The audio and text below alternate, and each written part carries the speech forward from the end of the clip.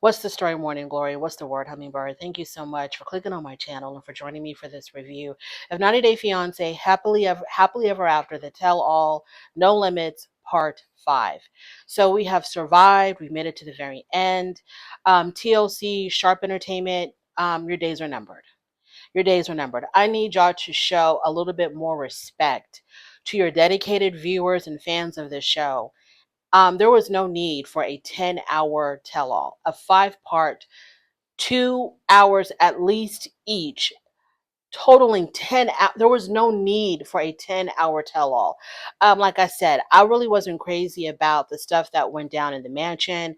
I just want the people just to give us a conclusion of where they're at now, and to answer some questions about why they did what they did throughout the season, and how do they feel looking back at the season about certain things that were said and done.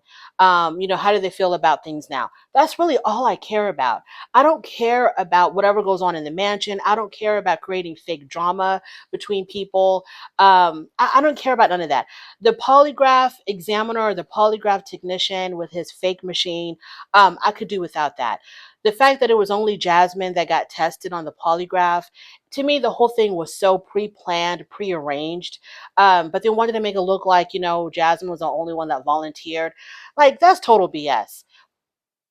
Total BS. Evidently, TLC, they have their little darlings, right? They have their favorites, and that's why they keep bringing them back.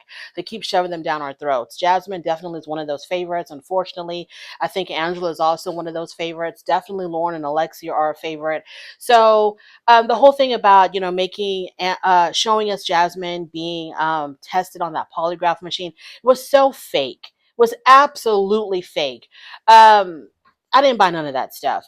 I don't think that she had an affair or that she slept with Dane or Dan, whatever his name is, the night before she came to the United States. They should have asked her, have you slept with him at all since you've been with Gino? That's what they should have asked her. Instead of this, making it really narrow and very specific, did you have sex with him the day before you left for the United States? Like, get out of here with that. But I'm just going to go couple by couple and give my final thoughts because I don't want to waste too much more of y'all's time, like the way TLC wasted everybody's time with this 10-hour tell-all. So I'm just going to hit on what I can remember, what really stood out to me. Now, I'm not going to make y'all wait, 10 hours to finally talk about what we really wanted to hear about, which was Michael and Angela. So let's get started with that. So Michael and Angela, they were in and out with this tell-all. They were there, they weren't there. They were there, they weren't there. So I don't know what was going on with them. When the times when they were not there, I was like, what are they doing for them not to be a part of the group? Like, there are certain times in the mansion that they were MIA. There are certain times when we were watching the cast backstage, they were MIA. They would come on stage during the actual tell-all hella late. Like, what are y'all doing? Are y'all back there fighting and arguing? You can't even leave the hotel because y'all are so busy fighting. Like, what are y'all doing? So, as we all know, after Michael arrived in the United States, something went down between him and Angela where he ended up running away from home. So he left, and it was like a big deal, it was a big thing when Angela was going on live talking about, where's my husband? My husband's missing. Can y'all find Michael? Sending out missing person posters of Michael. Michael was just gone. Nobody knew what the hell was going on. So, coming to find out, there was some type of altercation between him and Angela, and that's what made him leave. And we were hoping that this tell-all would give us more of an insight as far as exactly what happened. It didn't. The only thing the tell-all did really was to let us know that it stemmed from the tell-all. Whatever happened between Michael and Angela that day stemmed from the tell-all. And it seems like, obviously, Angela was highly embarrassed with what happened on the tell-all. Okay, she was highly embarrassed how her own private investigator found absolutely no dirt on Michael because she had been screaming from the top of her lungs that Michael was a cheater, Michael was a liar, Michael was scamming her, and that she was going to prove it. And so she hired the private investigator to prove all of her allegations against her own husband. The private investigator came out with nothing. There was nothing at all to show that he cheated. There was does nothing at all to show that he was scamming her, even though I mean, the word scam is a little bit too heavy. I think that he definitely was an opportunist. There was an opportunity for him to come to the United States, and he found that opportunity in Angela. I don't know if the man had feelings for her or not, but this was definitely an opportunity for him to get what he wanted, which is to come to the United States. And a lot of people are like, it's okay for him to have lied and scammed her and, did whatever and used her just to come to America because she was so horrible to him. So whatever happened to her, whatever he did to her, she deserved it because she treated him so, so, so bad. So, okay, so I lost my train of thought. Okay, so we know that she was highly embarrassed. Her private investigator embarrassed her. Kobe stayed on her ass, as far as how she was treating Michael. Every chance Kobe got, he was like, Angela, how you're treating your husband is so wrong. You're very abusive to him. Whatever he said to Angela. And of course, Angela didn't like it. She wanted Michael to defend her. She wanted Michael to fight back against Kobe. And Michael was just like, Kobe, leave it alone. Because Michael knew that Kobe was just riling her up, pissing her off, and that he was going to have to pay for it at some point, which evidently it seems like that's what happened.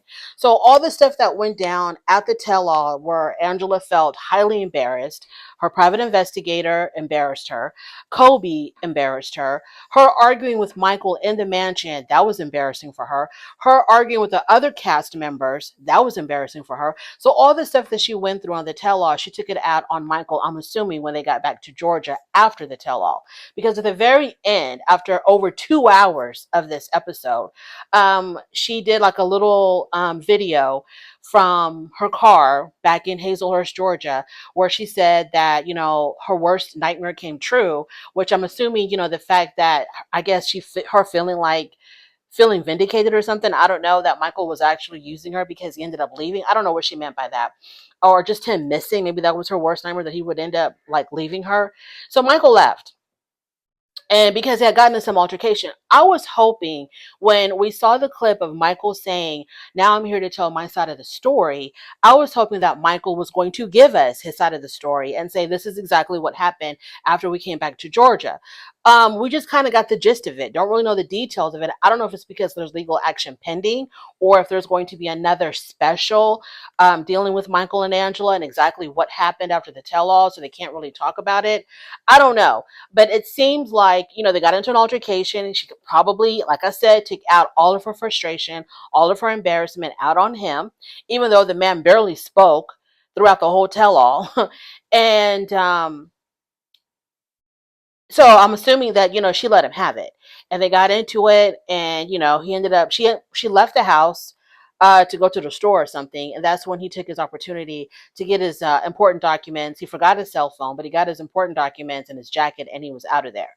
Um, During the tell-all or during this episode, they were showing us some never before seen um, events that went down at the tell-all that we hadn't seen before. And one of them was Angela backstage getting ready and talking about how she had asked for her ring back.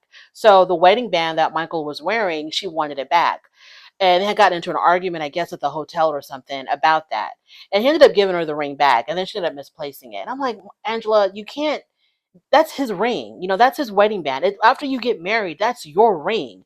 You can't get it back from him. You can't, it's not like an engagement ring where, you give an engagement ring with the anticipation of getting married. And if the marriage doesn't take place legally, you can get the engagement ring back. But y'all are married and that ring symbolizes the marriage. So that ring belongs to Michael. You can't ask for that back, but whatever, who cares? So he gave her the ring back. She ends up misplacing it. That was basically it for Michael and Angela. All that we know is that whatever happened that caused him to run away, whatever fight they had, I feel like was directly related to how the tell-all went down. And because the tell-all did not make her look favorable in any light whatsoever, she looked like a fool. She looked like a fool and she made herself look like a fool. She's got nobody to blame but herself. She cannot blame Michael. She cannot blame Kobe because Angela does not know how to play well with others. I don't know what this woman's problem is, but she needs to be evaluated. She needs to be evaluated because there's something going on in the chemistry of her brain that makes her act out like this. I don't know if she's bipolar. I don't know what's going on with Angela, but she needs to be evaluated and I think she needs to be on some type of medication. Because the way that she acts is just abnormal, and it's not. It's just it. There's something wrong with Angela. That's all I can say. But we're glad that Michael and Angela hopefully are no more.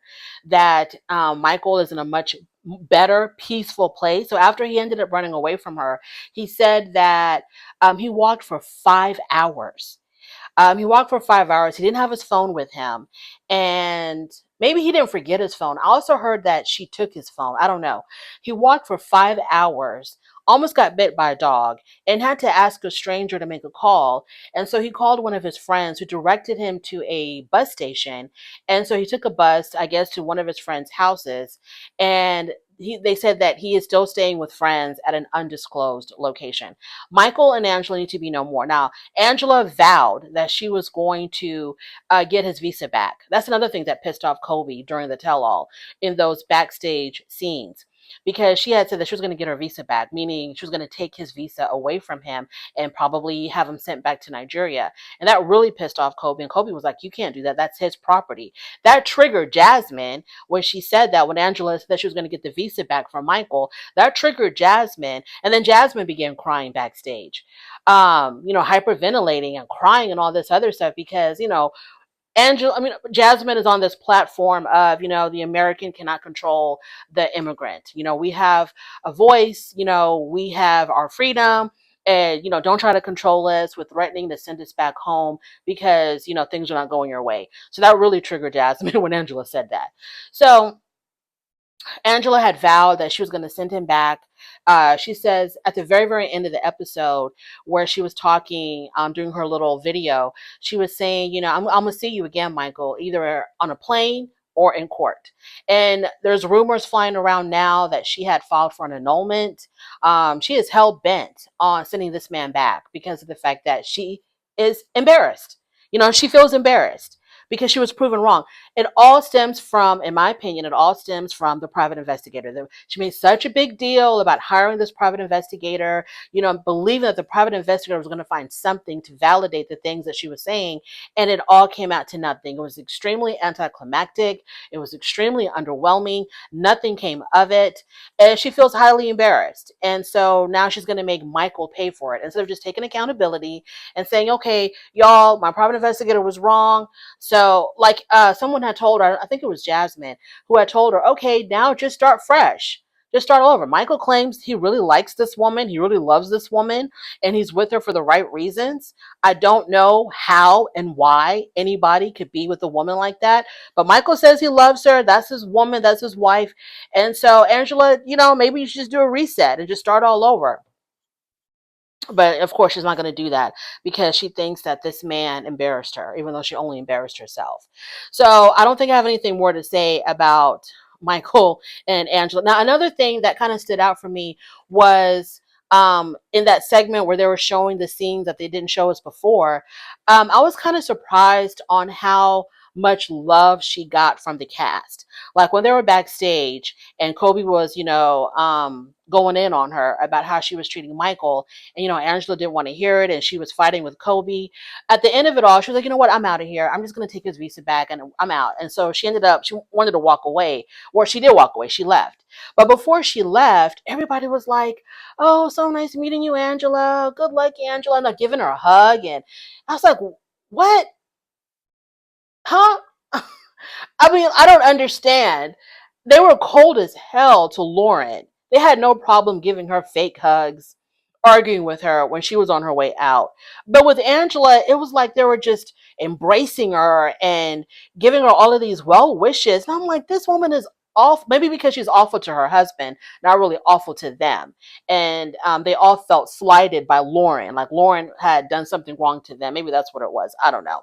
But let's move on to Jasmine and Gino, because I'm not going to keep you here unnecessarily long like TLC. Jasmine and Gino, okay, y'all, I really wish that his family members would explain what made them turn on Gino. When Jasmine said to Gino, even your own family doesn't like you, or your own family doesn't support you or something, she was right. And Gino denied, oh, that's not true. Yes, it is true, Gino. Your family looks like they really don't support you anymore and that they are Team Jasmine, even though Jasmine doesn't like the whole team thing. It seems like his family is Team Jasmine. And I want to know what turned in the family. What was the turning point for them?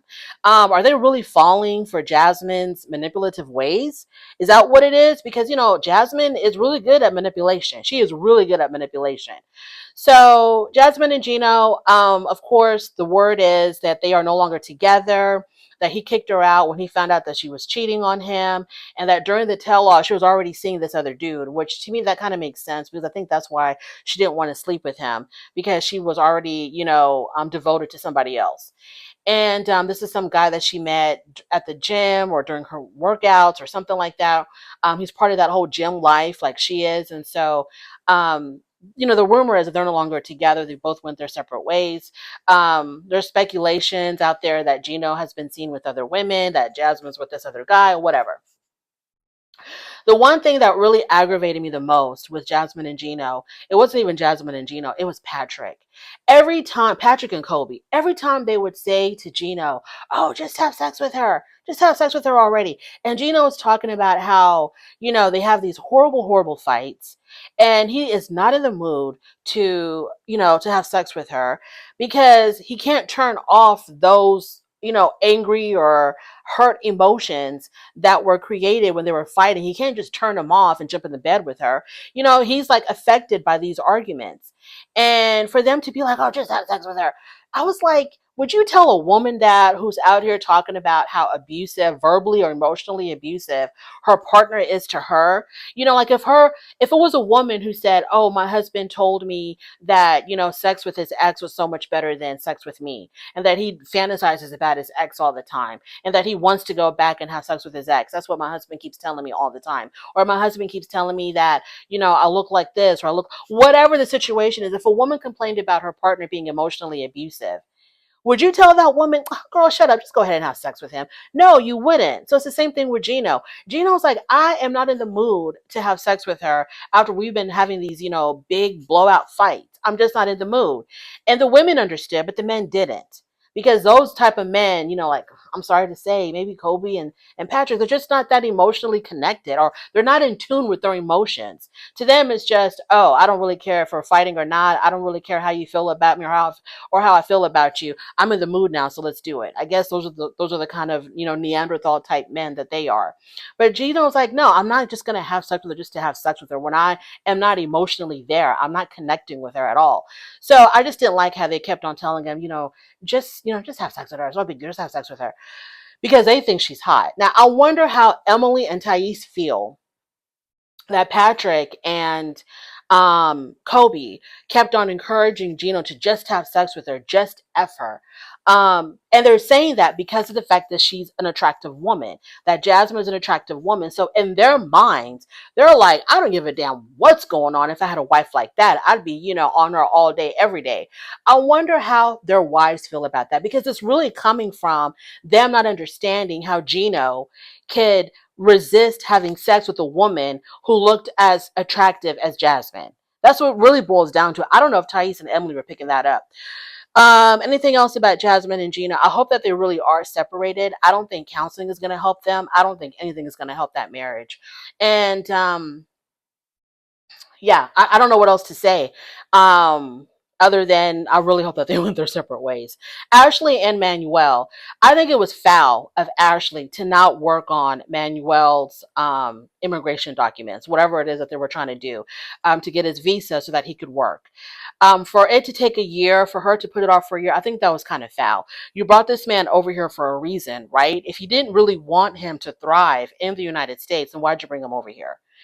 Okay, I don't understand. Why would you go through the whole process of bringing him over here if you don't really want him to do well here? He really wanted to work so that he can make his own money and, continue on paying his child support, to make it easier on you so that, you work, you make your money and you do whatever you want to do with that. He works, he makes his money, and he's able to send money home to his kids. Like, why wouldn't you want to help him get his documents together, get whatever he needed, his work permit or whatever the hell he needed? Everybody on stage was like, it doesn't take that long. We don't know why. You know, you couldn't do it. And Ashley's whole excuse was, I work out, I work, blah, blah, blah, whatever, all these nonsense excuses. So I think that she purposely did not want him to work because she wanted to keep a very short leash, a very short leash on him. And Manuel, at the very end, when they were all packing up and leaving the mansion, when Manuel was saying, I feel trapped, and I just, all I do is wash her clothes, and I'm through with this, and I'm done, and I want to leave. I didn't know if he meant I want to leave the marriage or I just want to leave this whole tell-all situation. I don't know what he meant by that. But it seems like Manuel is done. He's over it. He's done with Ashley controlling him. And speaking of Ashley and Manuel, there was a scene in the mansion, I think on their last day there, where Jasmine was telling Ed and Liz that Manuel was DMing her on social media. It was nothing, nothing bad, nothing nefarious. He was just asking questions about immigration and confiding in her, right? Because they're both, I'm assuming, because they're both from Latin America.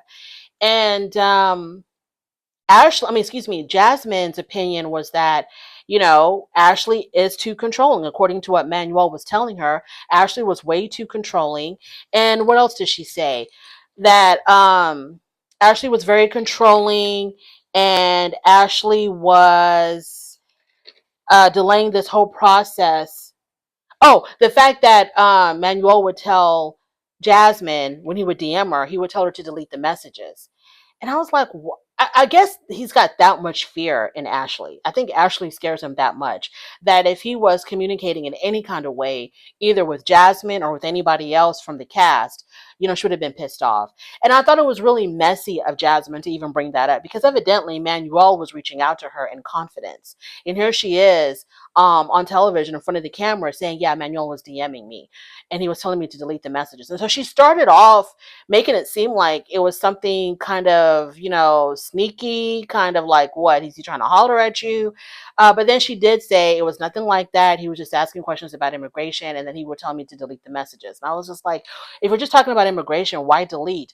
Unless Ashley really is that controlling and he really is that scared for her to know that he's been communicating with other people other than her. Because remember, Ashley got pissed off when her sister was trying to connect Manuel with an organization that would help him with his papers. Ashley didn't like that. And she told her sister, that's our business. That's between me and him. She doesn't want anyone else to have access to Manuel. So maybe there is some truth into what Manuel is presenting, that, Ashley is very, very controlling of him. She doesn't really want him to have any kind of independence away from her. But Ashley and Manuel, should they try to work it out or should they go their separate ways? I kind of feel like they should try to work it out. I think that there's something there between them, besides just sex. I think there is something there between them. But Manuel kind of gives the impression, I'm sorry to say this, y'all, but Manuel kind of gives the impression that he's kind of like an opportunist as well. He's got serious issues. He's got this child support obligation. He's got to take care of these kids. He's got a mom that he needs to take care of. So he's got obligations. Everybody at back home is depending on him. And so I can see the fact that he's trying to find a way to make life better for his family back in Ecuador. And if Ashley was that opportunity, it kind of sucks that maybe he was in it for more than just love. It wasn't just love and wanting to be with Ashley. It was like, yeah, I love her. I do want to be with her, but I also need this opportunity to go to America and help out my family. And the fact, and now the reason why I say this is because he doesn't introduce her to his family.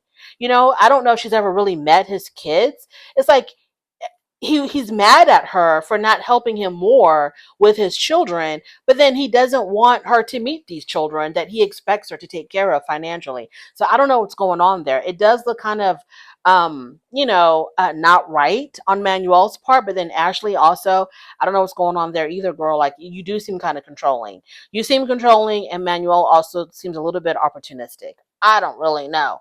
Moving on to Lauren and Alexei.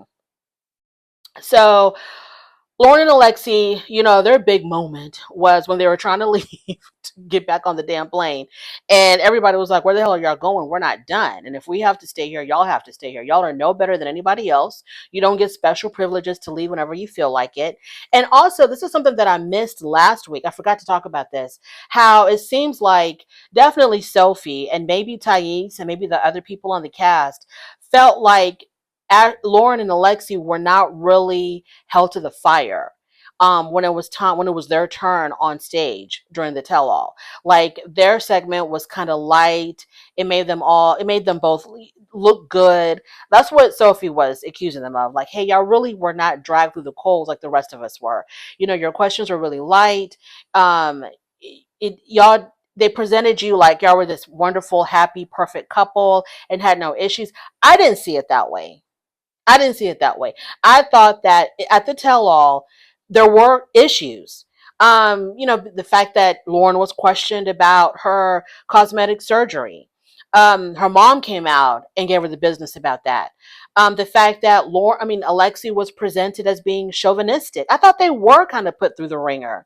That Alexei was presented as, or he was being shown as being very chauvinistic, controlling to his wife, doesn't want his wife to work. He just wants her to stay home, clean the house, cook, and take care of the babies. And I thought that, no, to me, they did not come off looking squeaky clean and perfect. So I don't know what Sophie was talking about. Um, I don't know what she was talking. Maybe she was comparing what she went through to what they went through, and maybe they just handled their segment better than she handled hers with Rob, because she was crying all the time, and then she would get frustrated and I can't talk anymore. I don't even know what to say now.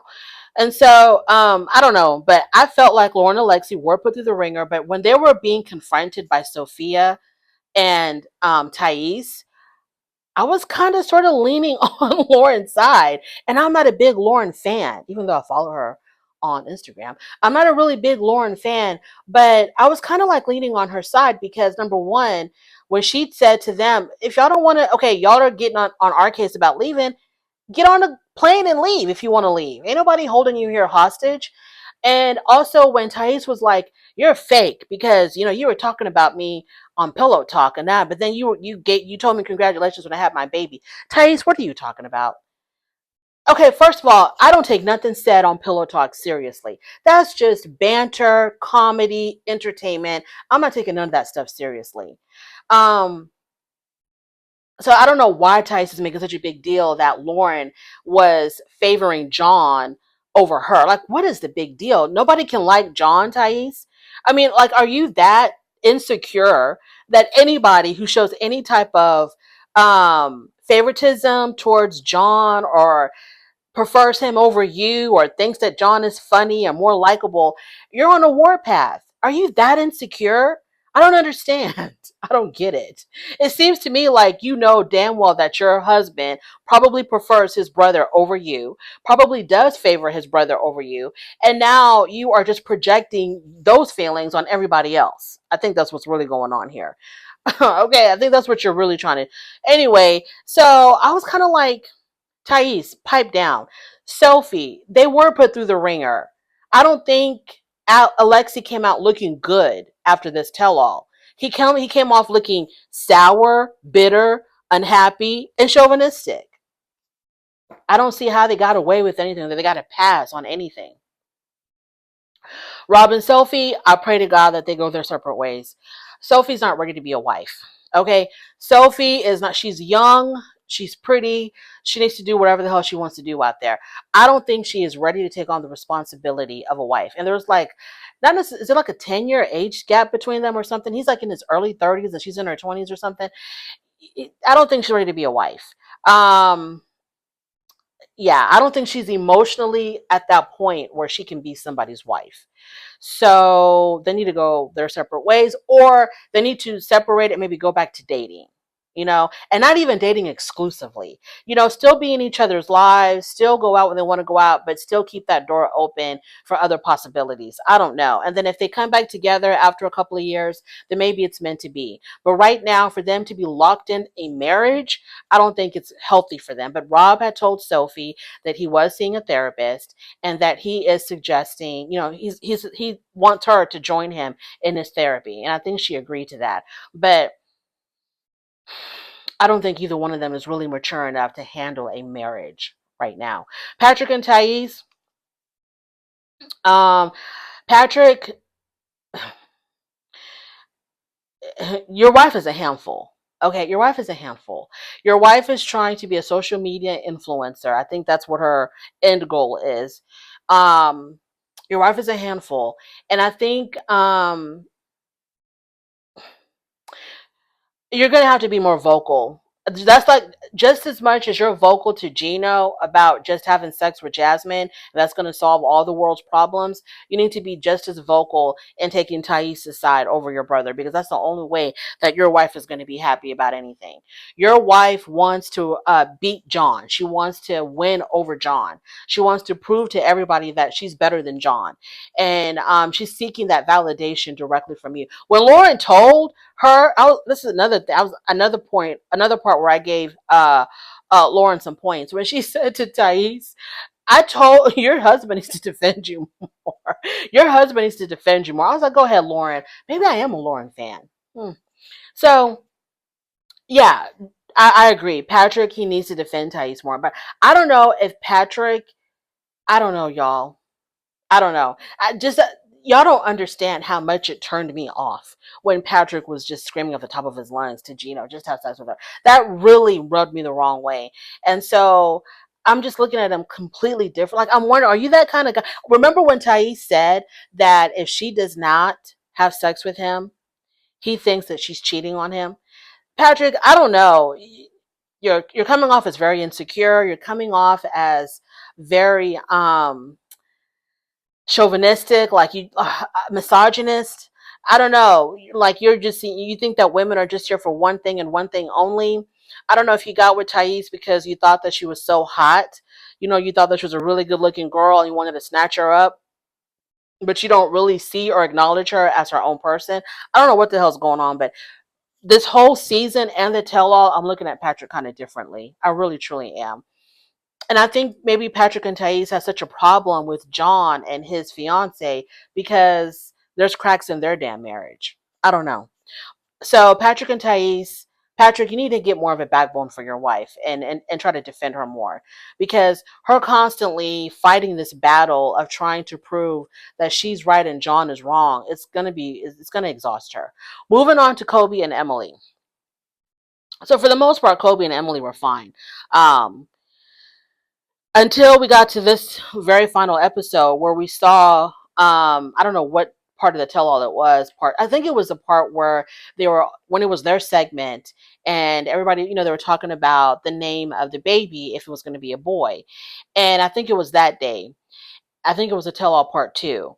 And they're backstage, and Emily's crying because the night before they had a big argument about the baby's name. So it must have been the day after the part 2, whatever. So they're backstage. She's crying because Kobe's insisting on naming their son, if they have a boy, which they ended up having a boy. Kobe's insisting on naming their son after Valerie. And Valerie's, I guess, official government name, I don't know, is Atem. ATEM, attempt. And so they're arguing about that. They're going back and forth about that. And, Emily is like, I don't like that name. I don't want that name. And I felt like she had valid reasons to not want to name her child that, because Valerie had completely disrespected her. Now, he can have his opinion on their marriage, their union, whatever, but I don't think you should express them, especially since this is the man's.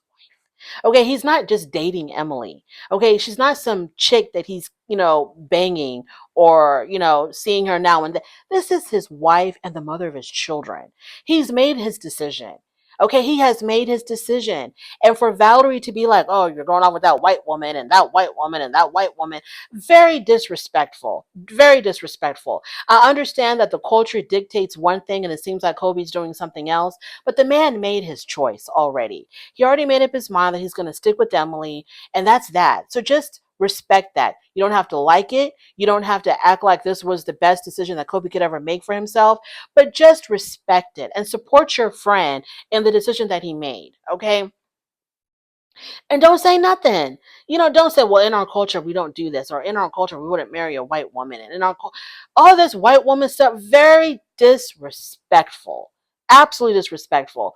So it's understandable why Emily would not want to name her child, okay, that she carried for 23 months after him. It's totally understandable. And I don't know why they couldn't compromise and either name the child after Kobe or name the child after Emily's father, whom they both adore. Both Emily and Kobe love David. Why couldn't, if I was David, I would have felt a little bit slighted. Like, I did so, because he has supported this relationship from day one. Whether or not he actually liked it or proved it, liked Kobe, didn't like Kobe, the man supported his daughter's decision from day one. He was there to take care of all of them, took care of their children, made it possible for Kobe to have time to bond with his wife and his kids, so not really putting that pressure on him. You got to get a job as soon as you arrive in America. He was so easygoing, so supportive, so loving towards Emily and Kobe. I don't know why they didn't, I just don't understand why they didn't name, if it had to be named after someone, only because they both felt like, or Kobe felt like, the child had to be named after someone. Why not name the child after your father-in-law, who showed the most support, the most love towards you and your wife? And then, how they keep showing us or keep reminding us that Kobe and David have their own special relationship. Why wouldn't you want to name your son after him? Like, I don't get it. Now, I don't know if Emily's going to be resentful that her kid is named after someone who didn't like her. Now, Kobe, why would you want to name your son after a man who did not like your wife? I don't understand. I thought Kobe was wrong for that. I thought Kobe was really wrong for that. Really, really wrong. If it had to be named after an existing human, name the child after David or give the child his own name.